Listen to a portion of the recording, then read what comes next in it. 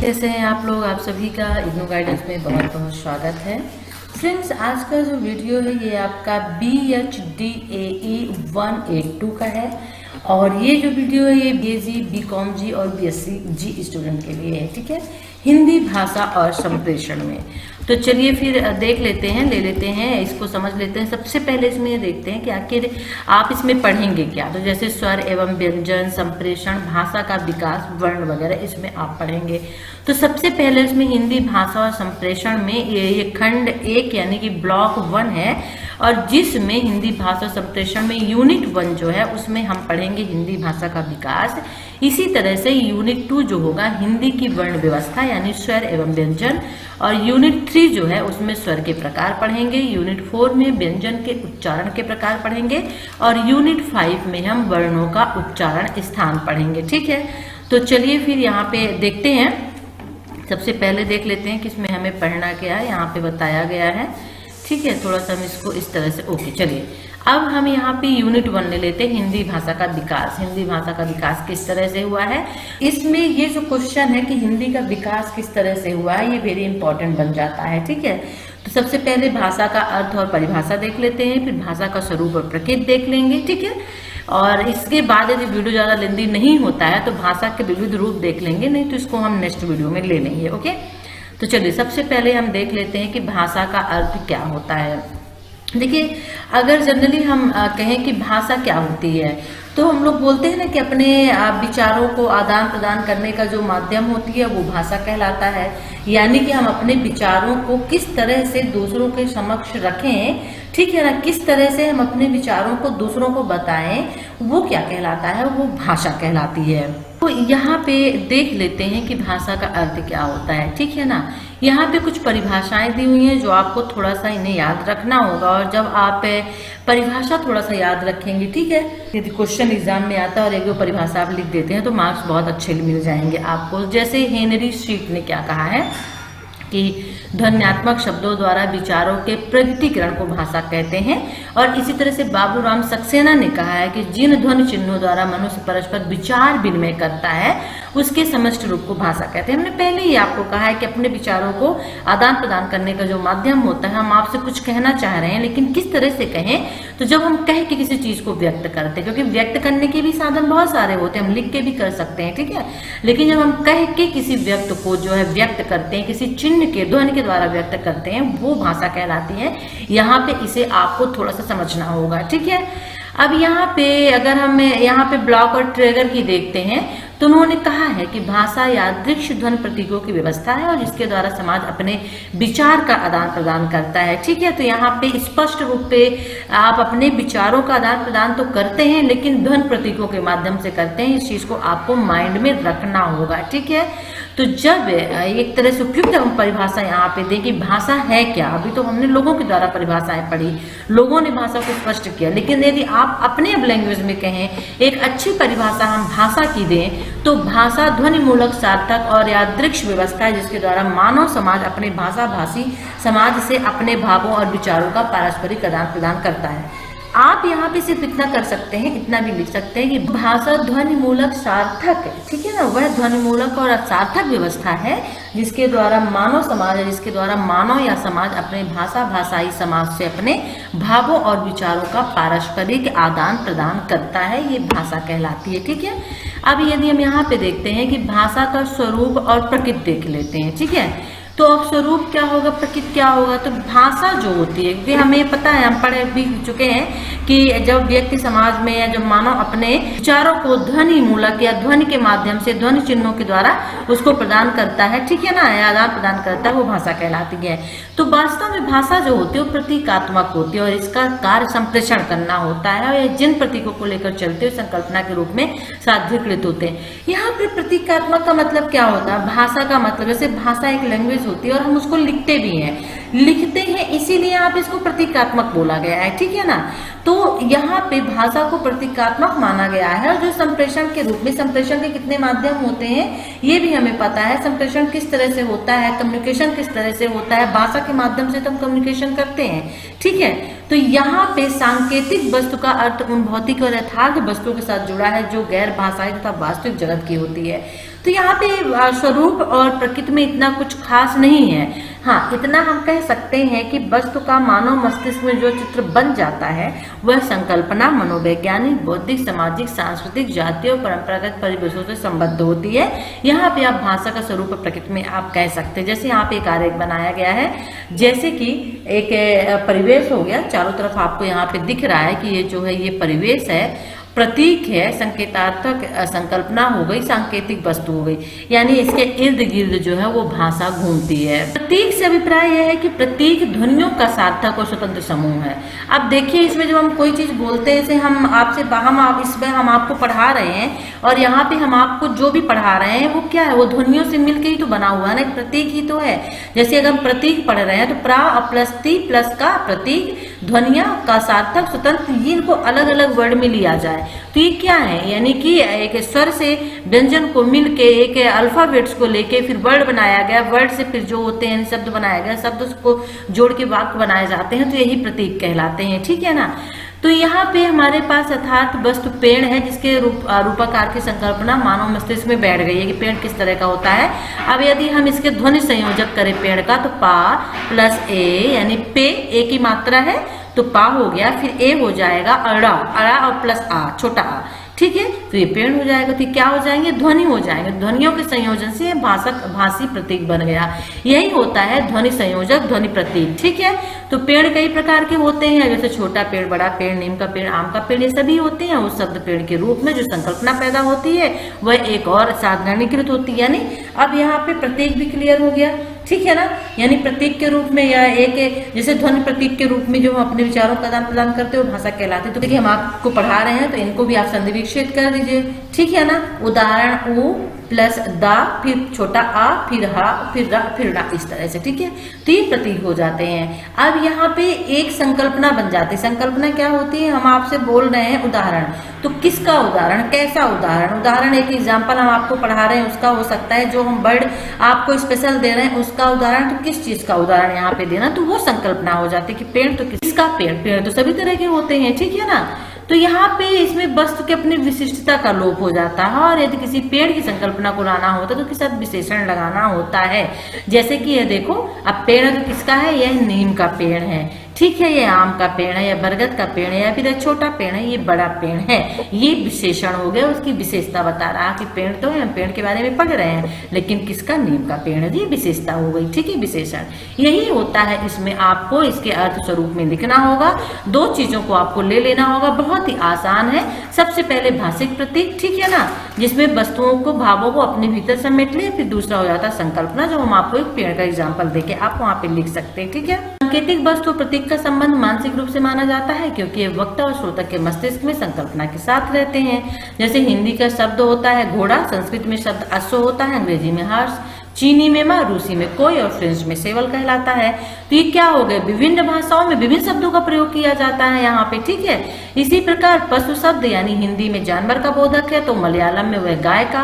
और इस प्रकार यथार्थ वस्तु, संकल्पना और प्रतीक का संबंध होता है, जो हमारे भाषा से जुड़ा हुआ है, जो स्थान से, काल से, समाज से, संस्कृति से भी जुड़ा हुआ है। ठीक है, ओके, चलिए। सांकेतिक वस्त्र संकेतात्मक और प्रतीकों के संबंधों के आधार पर कहा जा सकता है कि भाषिक प्रतीक और अभिव्यक्ति की समन्वित इकाई है। ओके, तो यहाँ पे इतना ज्यादा कुछ नहीं करना है आपको। जितना हमने आपको बताया प्रतीक, संकल्पना, इसको आप लेके एक्सप्लेन कर लीजिए। बहुत अच्छे आप मार्क्स इसमें ला सकते हैं। ठीक है ना, कथ्य जैसे कि बोधात्मक भी हो सकता है, संरचनात्मक भी, सामाजिक भी, स्थानिक भी हो सकता है। एक ही प्रतीक से कम एक या दो अर्थ निकल सकते हैं, जैसे कि जलज और नीरज। अब ये क्या हो गया, प्रतीक हो गया। ठीक है, जलज और नीरज, लेकिन दोनों का अगर हम अर्थ देखते हैं तो अर्थ क्या होता है, कमल का फूल। यानी कि जलज और नीरज किसके लिए यूज किया जाता है, तो बोधात्मक अर्थ कमल का फूल है, लेकिन उससे जो अर्थ निकलता है वह विषय वासनाओं से अप्रभावित व्यक्ति का संकेत करता है। तो यहाँ पे जब एक या एक से अधिक कथ्य एवं अर्थ जहाँ एक ही अभिव्यक्ति में मिल जाते हैं, वही दो या तीन अभिव्यक्तियों का एक ही अर्थ कथ्य पाया जाता है,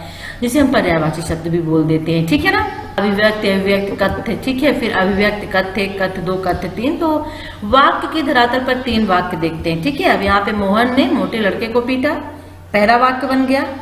मोहन ने जिस लड़के को पीटा वह मोटा है, आप इस तरह से भी कह सकते हैं, या फिर मोहन ने उस लड़के को पीटा जो मोटा है। देखिए, हो गया ना, वाक्य एक है लेकिन कहने के तरीके देखिए अलग अलग है। ठीक है, इन तीनों अभिव्यक्तियों में से एक ही अर्थ का प्रतिपादन होता है, यानी एक का ही मतलब एक ही निकलता है, लेकिन कहने के तरीके यहाँ पे अलग अलग हैं।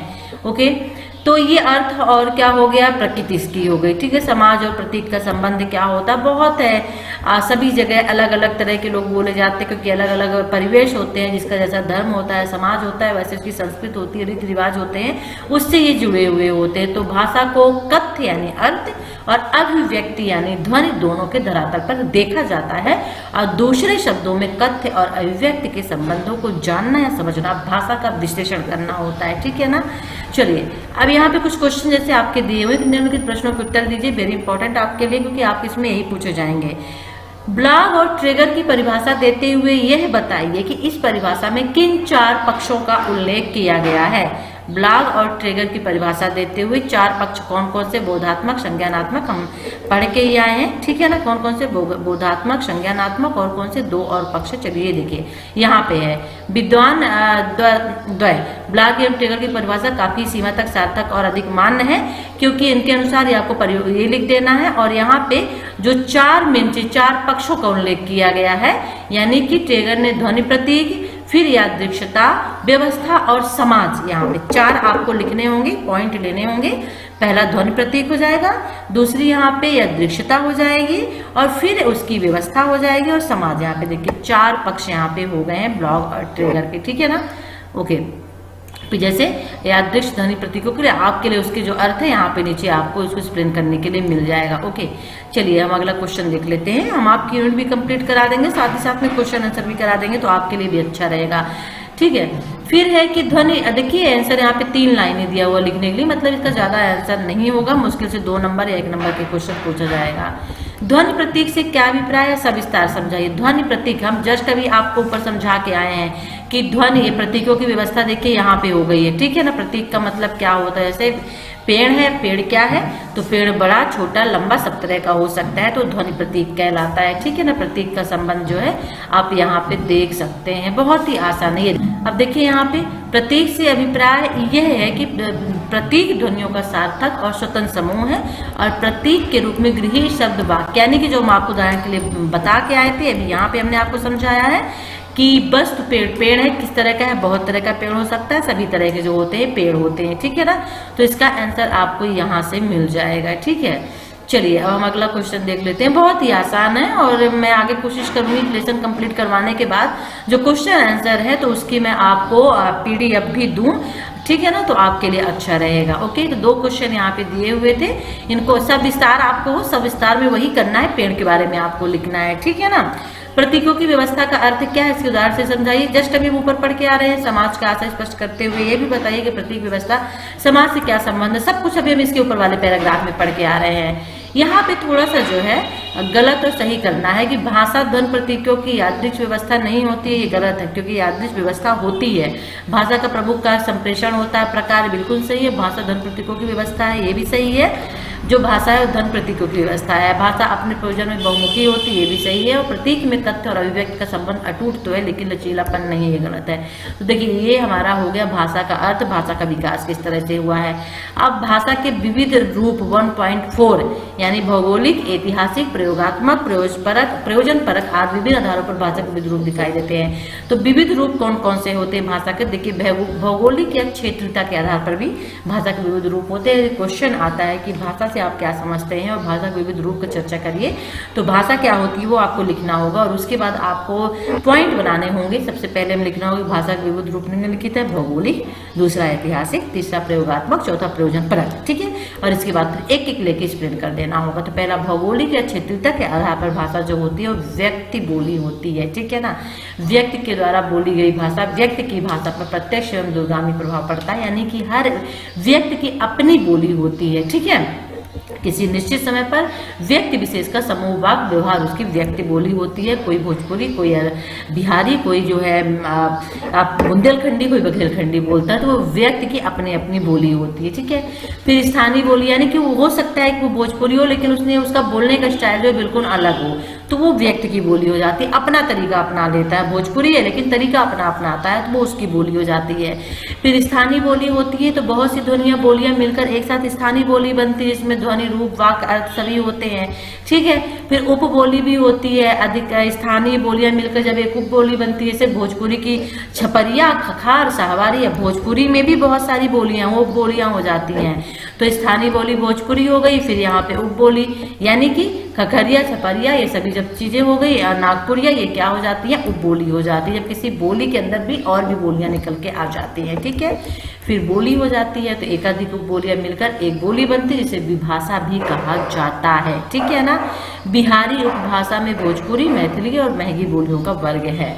फिर उपभाषा इसमें भी हो जाती है। फिर इसके बाद भाषा बनती है, यानी कि भाषा का क्षेत्र व्यापक होता है, क्योंकि भाषा बहुत सारी होती है। जैसे कि हिंदी भाषा के अंतर्गत यहाँ पे खड़ी बोली, ब्रज भाषा, अवधी, भोजपुरी, हरियाणवी, मारवाड़ी, ये सभी बोलियां आती हैं, ठीक है ना। फिर आप जैसे जैसे जिस क्षेत्र की तरफ बढ़ते जाएंगे उनकी अलग अलग भाषा आती जाएगी, ठीक है।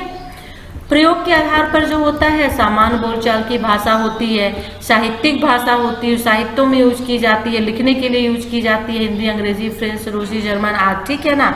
सामान्य बोलचाल की भाषा जो जनरली हम लोग जो घर में यूज करते हैं। व्यवसायिक भाषा भी होती है, जनरली व्यवसायिक भाषा के यहाँ पे लिखित और मौखिक दोनों रूपों में होती है। खास तौर पे यहाँ पे इंग्लिश भाषा जो है व्यवसायिक भाषा के रूप में देखी जाती है, ठीक है। और अब इसमें औपचारिक अनौपचारिक तरह की भाषाएं होती, कार्यालयी भाषा होती, कुछ लैंग्वेज जो होती हैं कार्यालय की अलग लैंग्वेज होती है, अलग भाषा होती है, जिसमें औपचारिक शैली लिखी जाती है। फिर राजभाषा होती है, ठीक है, जैसे हिंदी हमारी जो है वो राजभाषा है, ठीक है, जो कंपनी सरकारी मंत्रालयों में नियमों आदि के रूप में प्रयोग की जाती है। फिर राष्ट्रभाषा होती है, हम हिंदी को भी राष्ट्रभाषा ही बोलते हैं, ठीक है ना, क्योंकि वो राष्ट्र की भाषा होती है, ठीक है। और जो राष्ट्रीय ध्वज और राष्ट्रीय गान का गौरव प्राप्त होता है, वही यहाँ पे इस राष्ट्रभाषा को भी जो मान है वो मिलता है। फिर गुप्त भाषा होती है, जो किसी विशेष वर्ग या समूह संप्रदाय के द्वारा प्रयुक्त होती है, ठीक है। यहाँ पे मृत भाषा, जिस भाषा का प्रयोग भूतकाल में जीवंत भाषा के रूप में होता रहा हो, बहुत कम पहले बोली जाती हो, लेकिन आजकल उसका प्रयोग ना होता, वो मृत भाषा कहलाती है, जिसका प्रयोग बहुत सीमित हो गया हो, ठीक है। फिर निर्माण के आधार पर सहज भाषा, कृत्रिम भाषा, मानकता के आधार पर मानक या परिनिष्ठ भाषा और मानकेतर भाषा। ये यहाँ पे विविध रूप वेरी इंपॉर्टेंट है, तो इसमें से आप 2-3 भी याद कर लेंगे और इसको लिख देंगे। अमानक भाषा और मानक भाषा, मेरे को जाना है क्या है ये, कोई भी अमानक भाषा, ये मुझे जाना है समझ में आता है, लेकिन मेरे को जाना है ये अमानक भाषा कहला जाती है। मुझे जाना है, ठीक है ना, हमें जाना है, ये मानक भाषा कहलाती है, ठीक है ना। फिर प्रकार के आधार पर संपूरक भाषा, परिपूरक, सहायक, समतुल्य भाषा, ऐतिहासिकता के आधार पर मूल या उद्गम भाषा, प्राचीन भाषा, संस्कृत, ग्रीक, लैटिन, ये प्राचीन तमिल भाषाएं होती हैं, ठीक है ना।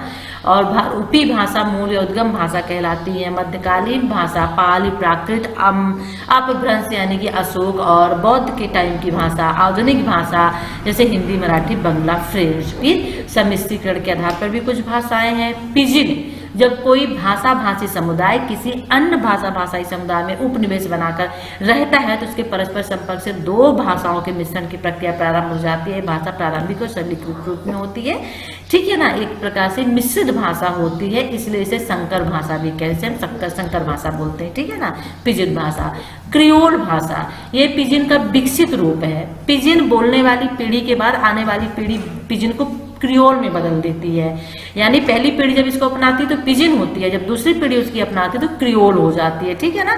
और ये भाषा मूल भाषा की ध्वनि और रूप परक संरचना को त्याग कर अपना स्वतंत्र रूप बदल लेती है। जैसे मॉरिशन, गुआना, सूरीनाम, ये सभी यहाँ पे भाषाएं प्रयोग होती है। कहीं कहीं भी फ्रेंच, अंग्रेजी और हिंदी के तत्व भी यहाँ पे देखने को मिलते हैं। इन्हें संस्कृत भाषा भी कहा जाता है। निम्नलिखित प्रश्नों के उत्तर यहाँ पे देने, अंतर स्पष्ट करना। बोली और भाषा में मैंने बताया कि व्यक्ति विशेष, क्षेत्र विशेष में बोली जाने वाली जो भाषा होती है वो बोली कहलाती है, और भाषा जो होती है वो एक तरह से आप कह सकते हैं कि बहुत बड़े वर्ग में बोली जाने वाली जो होती है वो भाषा कहलाती है। उपभाषा और बोली, पिजिन और क्रियोल, जैसे भी ऊपर पढ़ के आ रहे हैं। राष्ट्रभाषा से आप क्या समझते हैं, ठीक है ना। जो हमारे राष्ट्रध्वज को, राष्ट्रगान को सम्मान मिला, वो राष्ट्रभाषा होती कि ऐसी भाषा होती है जिसको पूरे राष्ट्र को स्वीकार करना पड़ता है। वो किसी व्यक्ति विशेष, क्षेत्र विशेष की नहीं होती है, बल्कि वो राष्ट्र की भाषा होती है, उसे राष्ट्रभाषा कहते हैं। भारत की उन 5 भाषाओं के नाम बताइए जिन्हें आधुनिक भाषा कहा जाता है। अभी जस्ट ऊपर पढ़ के आ रहे हैं, बंगला, हिंदी, मराठी, अंग्रेजी और फ्रेंच जो भाषा होती है आधुनिक भाषा कहलाती है, ऊपर आप देख लीजिएगा, ठीक है। तो इतना तो आज हो गई, वीडियो ऑलरेडी लेंदी हो चुका है। अब हमने आज अभी तक में देखा जो हिंदी भाषा उसका प्रकृति और क्षेत्र देखा और भाषा के विविध रूप हमने देखे हैं, ठीक है ना। अब हम नेक्स्ट वीडियो में लेंगे हिंदी भाषा और उसका विकास किस तरह से हुआ है, जो कि नेक्स्ट वीडियो में लेंगे। तो आप उस वीडियो का वेट करिएगा, वेरी वेरी इंपॉर्टेंट वीडियो आपके लिए है। चलिए फिर उस वीडियो के साथ हम आपसे फिर मिलते हैं, तब तक के लिए टेक केयर, बाय।